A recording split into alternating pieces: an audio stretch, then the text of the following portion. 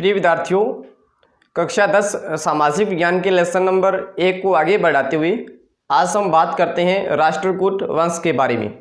विद्यार्थियों, राष्ट्रकूट वंश जो है ये दक्षिण भारत का एक प्रसिद्ध राजवंश रहता है। इसका जो संस्थापक है, इसका संस्थापक दंती दुर्ग को माना जाता है। दंती दुर्ग को इसका संस्थापक माना जाता है। इस वंश की स्थापना दंती दुर्ग 736 ईस्वी में करता है। 736 ईस्वी में दंती दुर्ग जो है इस राष्ट्रकूट वंश की स्थापना करता है। इससे पूर्व दंती दुर्ग जो है ये वातापी या बादामी के चालुक्यों के अधीन ये सामंत था। चालुक्यों के अधीन ये सामंत था।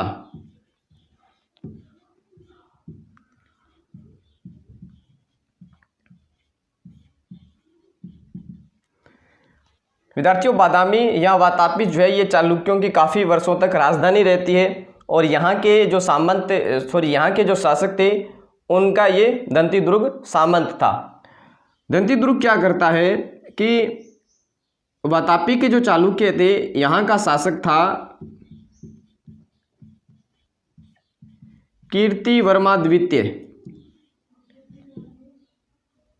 कीर्तिवर्मा द्वितीय इसको ये पराजित कर देता है और पराजित करने के बाद में ये यहाँ जो है राष्ट्रकूट वंश की स्थापना करता है और राजधानी बनाता है विद्यार्थियों नासिक को। नासिक वर्तमान में महाराष्ट्र में है। राजधानी इसने बनाया है नासिक को। विद्यार्थियों, इस वंश में कुल 14 शासक होते हैं। कुल 14 शासक जो है इस वंश में हुए हैं।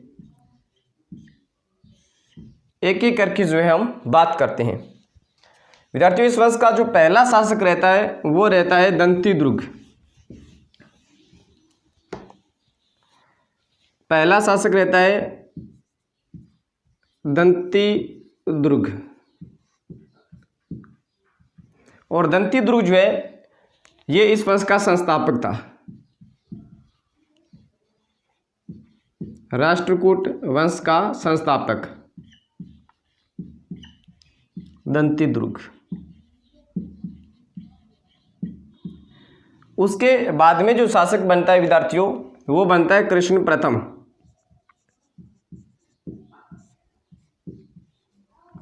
कृष्ण प्रथम।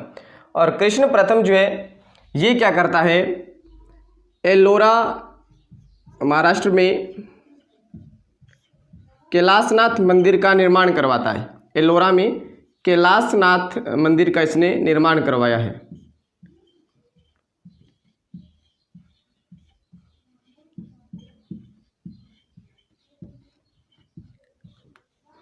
उसके अलावा चौथा जो शासक रहता है वो रहता है ध्रुव।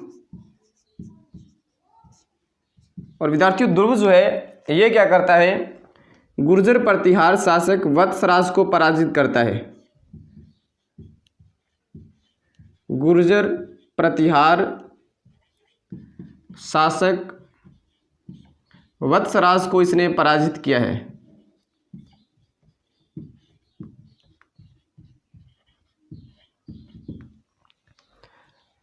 इसके बाद में शासक बनता है पांचवा, वो रहता है गोविंद तृतीय।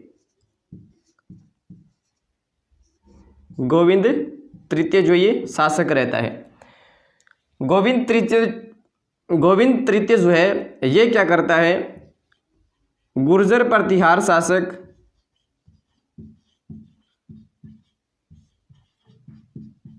नागभट्ट द्वितीय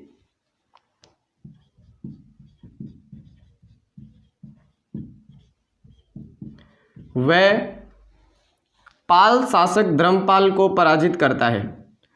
वह पाल शासक धर्मपाल को पराजित करता है।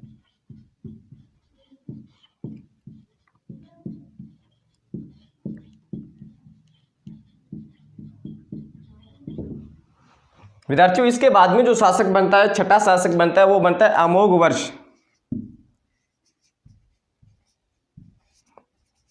अमोघ वर्ष। और अमोघ वर्ष जो है इस वंश का सबसे शांतिप्रिय शासक था, शांतिप्रिय ये शासक था।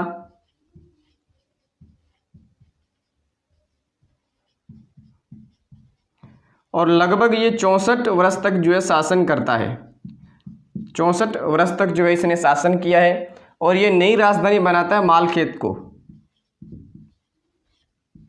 या इसे बोलते हैं माल्यखेत, मान्यखेत या मालखंड। मान्यखेत को ये नई राजधानी बनाता है नासिक से। विद्यार्थियों इसके बारे में जो सुलेमान है अरबी यात्री, वो तुलना करते हैं विश्व के तत्कालीन 4 महत्वपूर्ण शासकों में। विश्व के 4 महत्वपूर्ण शासकों में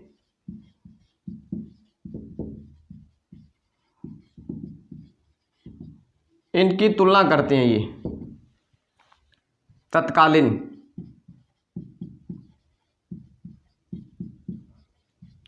अमोघ वर्ष के विद्यार्थियों, अमोघ वर्ष के बाद में जो शासक बनता है वो बनता है कृष्ण द्वितीय। और कृष्ण द्वितीय के बाद में शासक बनता है इंद्र तृतीय। और ये दोनों जो है इनके काल में कन्नौज का शासक था महीपाल, कन्नौज का शासक महीपाल को ये जो है पराजित कर भागने पर विवश कर देते हैं,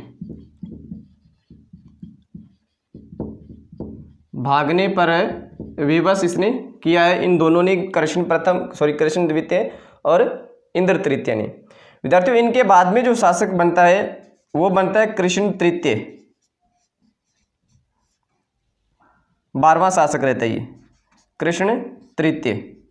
और कृष्ण तृतीय जो है इनके काल में चोल शासकों के साथ दक्षिण